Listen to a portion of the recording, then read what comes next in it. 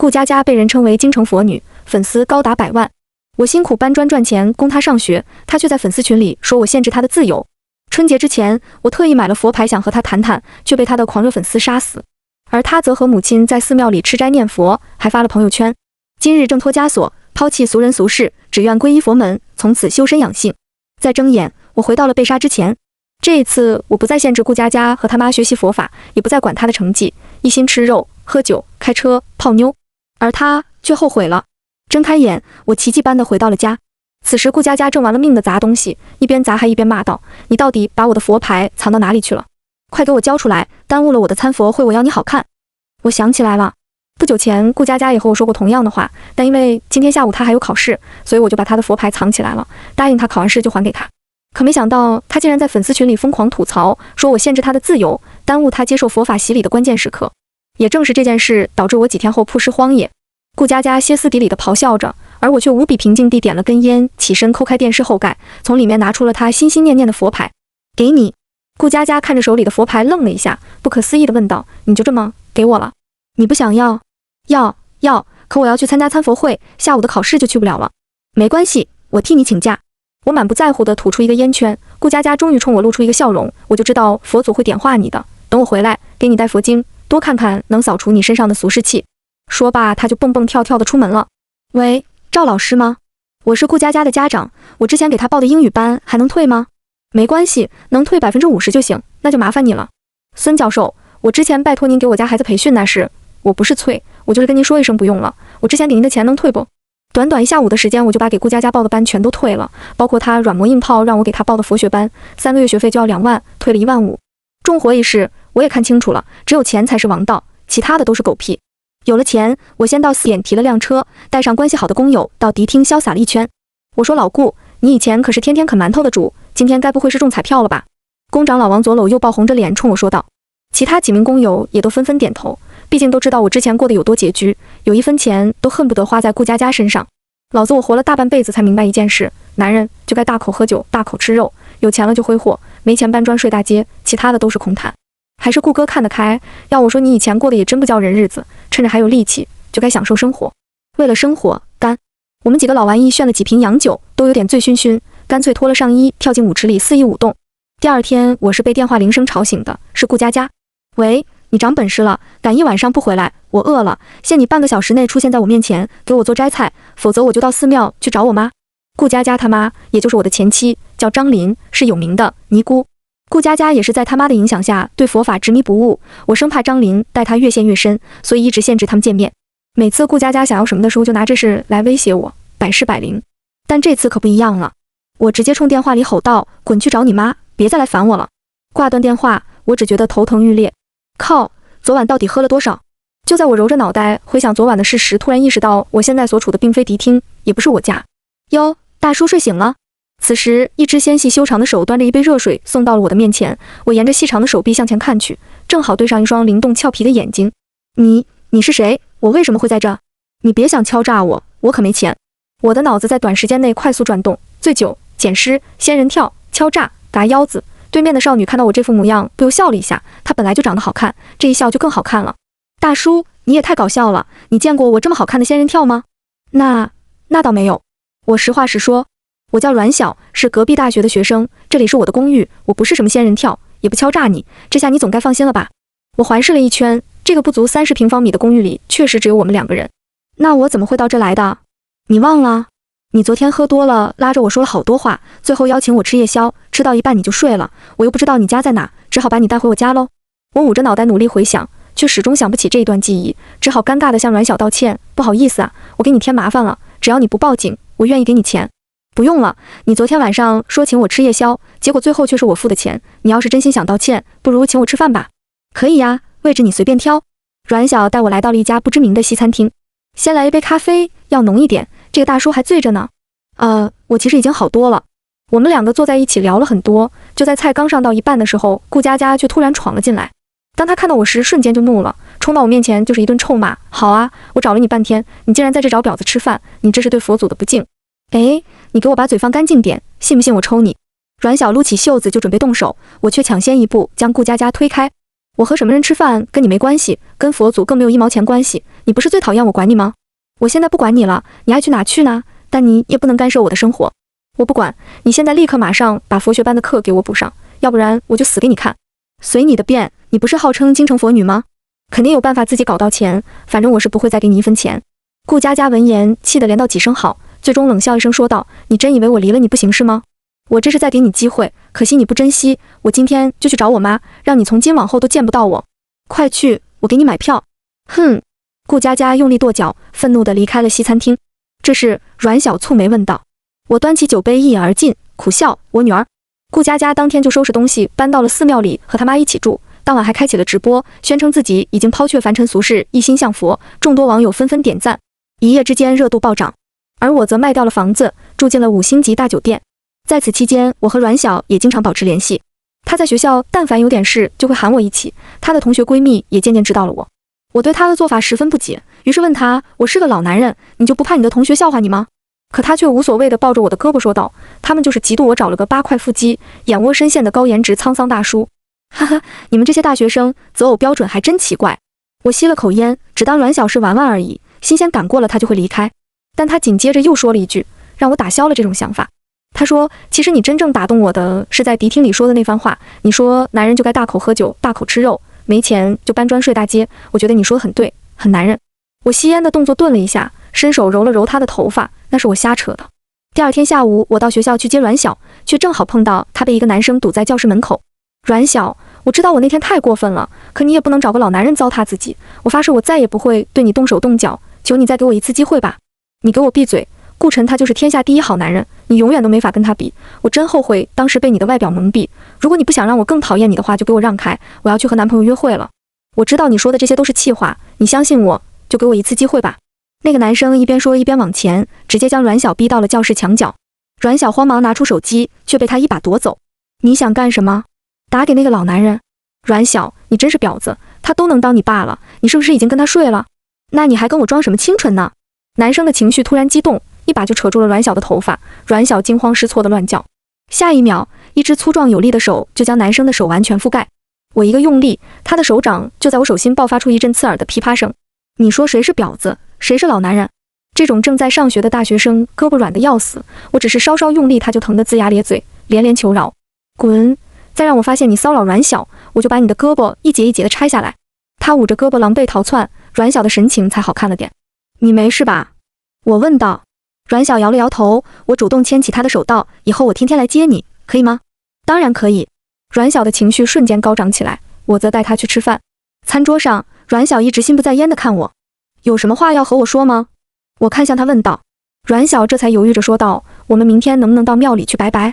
他刚说完便快速补充道：我知道你因为女儿的事对寺庙有偏见，但我妈妈说如果我这辈子真的认定一个人的话，最好带到庙里问问姻缘，我也不懂，所以想带你一起去看看，如果你不愿意就，我愿意。我没等他把话说完，便主动开口打断了他。他有些意外地抬头看我，我直视着他的眼睛道：我这辈子也认定了你，不管你做什么我都支持。阮小重重地点了下头，眼角似有眼泪划过。成佛寺是我们本地最大最有名的寺庙，同时也是我的前妻张琳出家的寺庙。我和阮小一大早就上了山，到寺庙时才刚刚开门营业。然而我们才刚到迎面，就撞上一个女孩被尼姑追着出了寺庙。慧敏，你这弟子怎么如此不听话？剃度出家乃是佛家传统，你身为佛门弟子，整天在寺庙里披头散发，这是对佛祖的不敬。不剪，我就不剪。你知道把头发养这么长需要多长时间吗？我不剪光头，丑死了。此时寺庙门前的香客并不多，但都被这一对奇怪的女人所吸引。我也凑过去看了一眼，发现正在争执的两人竟然就是张琳和顾佳佳母女。阮小也看到了这一幕，不由低声道：那不是你。我点了点头，就要拉着阮小离开，却正好被顾佳佳看到。哎，你别走！他3步并作2步走到我和阮小面前，趾高气扬地对我说道：你不是让我来找我妈的吗？怎么又来找我了？你想多了，我不是来找你的。得了吧，就会嘴硬，我给你个机会，把房子买回来给我当佛堂，然后接着给我报佛学班，并且不能限制我参加佛会，我就考虑跟你回去。听到顾佳佳这恬不知耻的话，我不由得笑了，随后拉着阮小大步流星地越过他说道：不用了，你在这里比回家强，还是听你妈的话，把头发剃光吧。我和阮小在成佛寺测算了姻缘，上家支援。当然这并非天意，而是我事先塞给了测算姻缘的和尚500块，就当给阮小买个心安。下山之后，阮小对我更加体贴，而我也重新买了一套房子，房本上写了他的名字。几天过后的一个晚上，一位工友突然给我打电话说，顾佳佳以我的名义向他借了2000块钱，现在他联系不上人了，问我是怎么回事。对此我也是一脸蒙圈，只好安慰了工友2句后挂断了电话。谁知从那晚开始，我就开始接二连三的接到电话，工友、朋友、发小、亲戚长辈，凡是我能接触到的人全都被顾佳佳借遍了，金额加在一起有小10万。这还不算，他不知道从哪里搞到了我的身份证复印件，申请了多笔网贷，金额巨大。我给顾佳佳打电话，结果也打不通。这时阮晓拿出手机递给我看，只见微博热搜第一条就是著名佛院顾佳佳涉嫌欺诈网友，金额高达300万。我点进去一看，发现果然是顾佳佳。由于要债的电话越来越多，我只好选择报警，但警察却跟我说顾佳佳已经失踪了，他们正想联系我，结果我先联系了他们。据警察所说，顾佳佳确实涉嫌诈骗，有很多人在他的直播间买了高价佛器，结果到货后却发现根本就是玩具。当这些上当受骗者想退款的时候，顾佳佳却突然人间蒸发了，而我身边那些被他借走钱财的人也只能自认倒霉。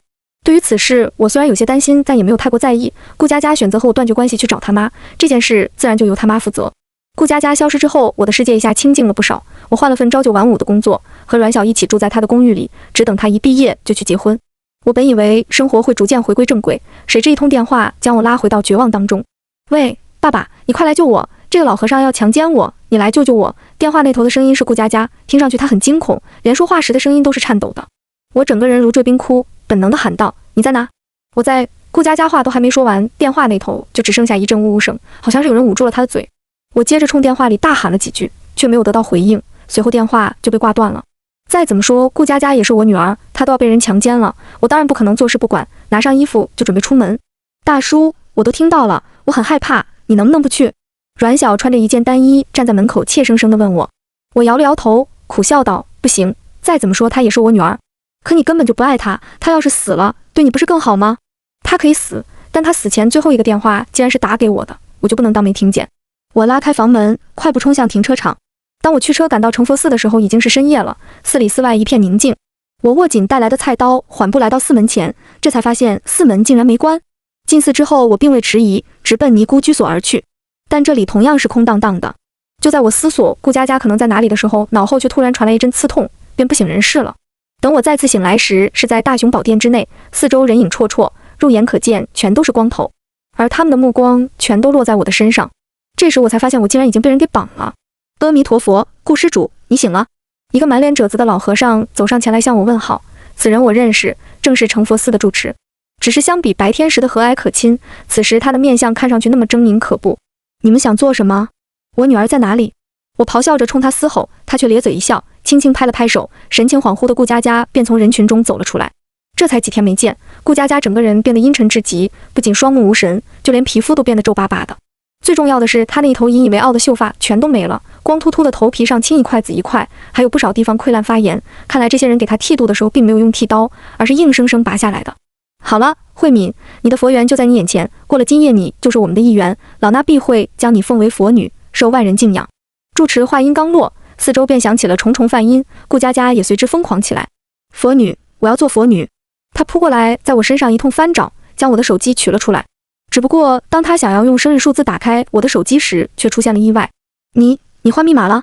他不可置信地看向我，而我则已经明白了一切，眼中满是失望。老天给了我重来一次的机会，却没想到这辈子还是死在顾佳佳手上，真是可悲。慧敏，怎么回事？老和尚住持皱眉问顾佳佳，他身子一震，立刻回应道：对不起，住持，他换了密码，我打不开他的手机。住持闻言走了过来，接过我的手机打量了一下，然后看向我，顾施主，敢问你的密码是多少？我有必要告诉你吗？我现在是在跟你好好说话，请顾施主不要敬酒不吃吃罚酒。老和尚将手机交给身旁的秃头，秃头立刻拿出电脑连接我的手机，开始破译我的密码。见此情形，我不由蹙眉问道：你们想抢走我的钱？施主此言差矣，我们能够生在天地间，本就是佛祖慈悲，我们的一切都应该奉献给佛祖，别说是钱，就算是你的心、肝脏、脾肺肾，只要佛祖需要，你就要拿出来，否则就是对佛祖最大的不敬。张林不知何时站了出来，说的依旧是这一套歪理邪说。住持，顾琼给他女儿买了一份意外保险，金额好高啊。负责破译手机密码的秃头在保单里找到了我给顾佳佳买的保险，语气十分激动。住持闻言立刻冲了过去，确认保单金额上那一连串的零之后，顿时大喜过望。哈哈哈，我还打算把你当做血库卖掉呢，没想到你还有这种作用。你放心，我一会儿就让你好走，绝对不会有一点痛苦，谁让我有一颗慈悲心呢？那份保险是我很早之前就买的，就是害怕我哪天从架子上掉下来死了，顾佳佳也好有钱度过下半生。只是可惜，没想到是用这种方式帮助他拿到钱。顾佳佳在听到巨额保单时，眼神也稍微晃动了一下，不过很快就恢复正常。顾施主，谢谢你给我送来一份大礼，你放心，我一定让你舒舒服服的去死。等你死后，我会照顾好你女儿，让她做上佛女，替我赚更多的钱。住持让人拿来插牌和铜丝，邪笑道：“施主是做工地的，对往生器不陌生吧？只要把铜丝插进去，另一端放在你身上，保证你欲仙欲死，走得一点都不痛苦。”周围的人全都状若疯癫地看着我，好像在见证我的死亡一样。就在灼热的铜丝即将触碰到我时，寺庙上下的灯突然灭了，大雄宝殿内瞬间陷入黑暗当中。怎么回事？快去看看，是不是跳闸了？黑暗中传来住持的咆哮声，所有人都乱作一团，寻找黑暗的源头，而我则趁机在地上蠕动，试图借此机会逃走。但很不幸，短短几分钟后，大殿内的灯就重新亮了。是你！灯一亮，住持便惊恐地喊了一声，所有人也都随着他的眼神看向我这边。只见我的面前此刻站了一个女孩，她穿着一件单衣，双手空空，却挡在我面前，直视大殿内几百名光头。阮晓，你怎么来了？此刻我也看清了来人，正是我如今的女朋友阮晓。然而阮晓还没回答，住持就大声呵斥道：“慧痴，你这是在做什么？你的任务已经完成了，还不快快退下？你叫慧痴？”我惊讶地看向阮晓，做梦都想不到她和住持竟然认识。阮晓回头看我，眼里噙满了泪水，嘴唇颤抖了好久才吐出3个字：“对不起。”说罢，他抓住自己的头发，用力一扯，整头头发竟全部脱落，露出光溜溜的头顶。对不起，我骗了你。慧痴，你已经是寺内佛女，何必争抢慧敏的佛缘？这件事本就跟你无关，希望你快快离开，否则别怪老衲不客气。住持怒斥阮晓，阮晓却丝毫不惧，甚至还露出一抹冷笑。在我来之前已经报了警，而且把成佛寺的一切都告诉了警察，今天这里有一个算一个，都跑不了。你说什么？一听他已经报警，住持和其他僧侣瞬间就慌了。此时张林站出来说道：“你也是成佛寺的佛女，万一事情暴露，你也跑不了。”谁说我要跑了？我就是要拉你们这些人一起下地狱。我想好了，我不干了。放肆！你乃佛祖选中之人，怎能说退出就退出？况且当年你已在佛祖面前立誓，如果违背，天打雷劈。我阮小为成佛寺做了那么多坏事，违背了多少誓言，这种小儿科的诅咒可吓不倒我。你们有时间还是多想想怎么应付警察吧。你放肆！我先替佛祖教训你。一个身形高大的僧人大喝一声，便直奔阮小而来。小心！危急关头，我用力将阮小顶了出去，自己却被僧人一肘砸中胸膛，瞬间飞出去老远，最终倒在大雄宝殿门口。大叔！阮小大叫一声扑了过来，却被僧人踹翻。此时外面已经传来了警笛声，住持面目狰狞地喊道：“我知道了，你是动了凡心，那我就成全你，和顾施主做一对亡命鸳鸯去吧。”动手！住持话音刚落，僧人便从袖口里掏出了降魔杵，将最尖锐的地方向阮小头部刺去。不要！我拼命蠕动身躯，想帮阮小挡下这一击，奈何手脚被绑，尽管急得双目通红，也无济于事。砰！一声枪响，在降魔杵落下的前一秒，僧人满脸震惊地看向胸口，那里正有一个血淋淋的大洞。随后一群警察便涌入了大雄宝殿，带头之人大声喊道：“全部蹲下！”看到警察，我紧绷的神经一下就放松了，胸中一口闷气随之喷出，整个人也随之晕了过去。2个月后，我出席判决，见证了成佛寺一众僧人被判刑。那一天，警察从成佛寺的地下室找到了许多失踪人口，据他们招供，成佛寺乃是一个巨大的人口贩卖组织，而张林就是其中的头目之一。判决会后，我申请见了阮小一面。此时的他早已不是青春洋溢的大学生，而是一个即将奔赴牢狱的犯人。他10几岁加入成佛寺，帮助住持贩卖了很多人口，本该被判死刑，但考虑到他这次自首加重大立功，所以改判了无期。在接见室里，我和阮小隔着玻璃见了面。对不起，他低着头不敢见我，我则沉默。你难道不想跟我说点什么吗？他问道。能问的警察早就问过了，我还有什么好问的？那你来干什么？我是个罪人，我来看看你，顺便跟你说一声，房子还给你留着，在里面好好表现，什么时候出来，这房子还是你的。你还相信我？你好像没害过我吧？我为什么不信你？阮小沉默了很久，最终才说了一句：“大叔。”见过阮小后，我又去见了顾佳佳。严格来讲，她也算是受害者。她在我面前崩溃大哭：“爸爸，我错了，我以后再也不信佛了，求求你救救我吧，我不想坐牢，不想死啊。你死不了，但肯定要坐牢，等你出来后好好做人，还有，去找你的亲生父亲去吧。”顾佳佳的哭声戛然而止，满脸惊讶地看着我：“爸爸，你在说什么？我就是你的女儿啊。”我摇了摇头，拿出一张鉴定证书。警察已经鉴定过了，我们并不是父女关系，至于你的亲生父亲是谁，还是等你见到你妈的时候亲自问问吧。不，不，这不可能，你就是我爸，我就是你女儿，你肯定是嫌我之前对你不好，不懂事，才伪造证书来骗我的，我不信。他在那头歇斯底里，我的内心却毫无波动，将鉴定证书放在桌上就起身离开，任由他怎么哭喊，我都不曾停下。其实还有一件事我没有告诉他，警察从成佛寺搜出了一份售卖清单，上面赫然就有他的名字。张林从一开始就没把她当女儿看待，而是当做可以用来赚钱的工具罢了。10年之后，我换了工作，到了国外。这10年里，我每年都会去监狱看望一次阮小，没有人知道我曾经的一切。这期间，甚至还有人给我介绍过女朋友，却都被我一一婉拒。某天早晨，我接到了公司的电话，驱车赶往下一个城市。在路上经过一座乡间小镇，一个身穿僧袍、披头散发的女人敲了敲我的车窗，用蹩脚的英文说道：“你好，平安符要吗？”我侧目看向她，透过又厚又油腻的发丝，我看到了她的那双眼睛，同时她也看到了我。我从车窗的缝隙里丢出一张已经微微泛黄的保单，驱车离开。恍惚间，听到那人在我的车后大声喊了一句：“爸爸！”